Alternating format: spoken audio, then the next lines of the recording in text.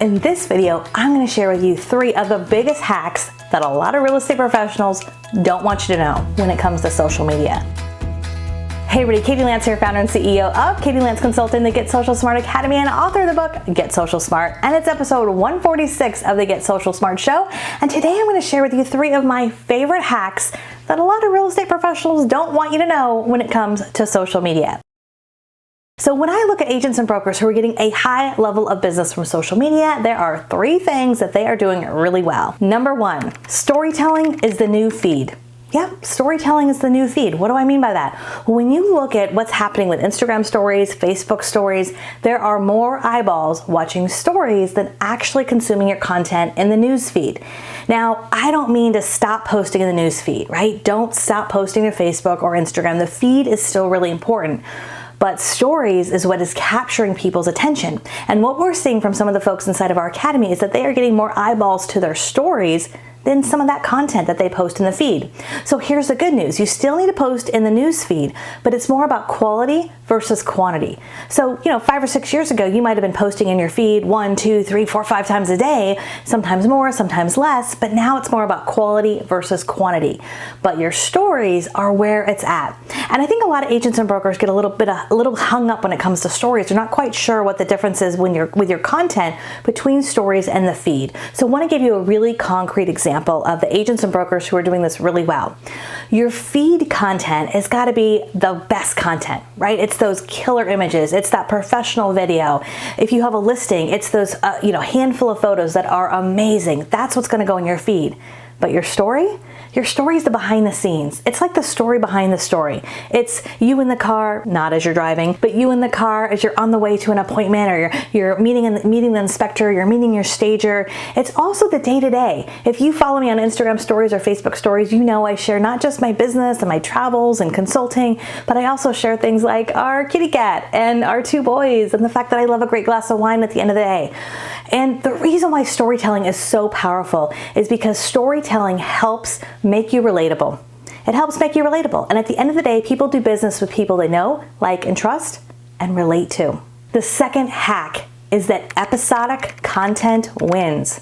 Episodic content wins. The agents and brokers who are creating great content, not just here and there, but they're creating content on a regular basis, and they are creating content and they're naming it. They're saying this is episode 1, episode 2, episode 3.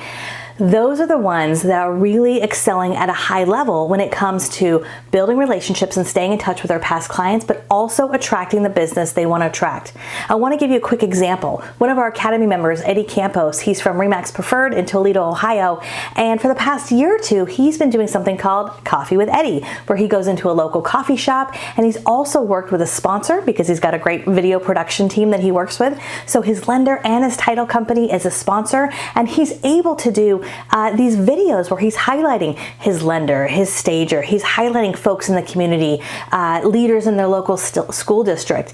And what he's told me is because he's creating that episodic content, because it's coming out every Monday and his audience is starting to see that it's coming out every Monday, not only is he providing great value for his past clients, but he's also attracting new business through referrals. 95% of his business comes from referrals, which I would imagine is very similar to many of you who are watching. So how do you increase that referral business? How do you stay top of mind?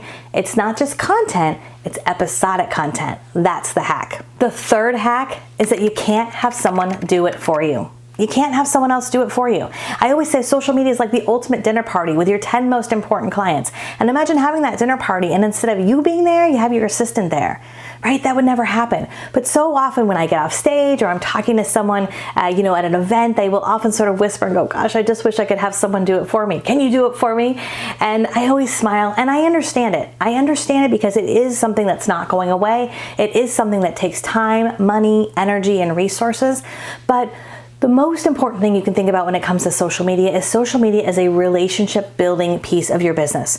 So just like you treat any other part of your business with structure, if you're time blocking lead generation, if you're time blocking time in your schedule to write thank you notes or to call your past clients, use that same time blocking technique when it comes to social media. As I always say, be intentional, because without a strategy, you're just throwing something against the wall and hoping that it sticks. If you're listening to this and wondering, gosh, I need to get a handle on all of my social media strategy, but I'm not quite sure where to start, I would encourage you to check out our content grid. Our content grid's been downloaded literally by tens of thousands of agents and brokers over the past few years.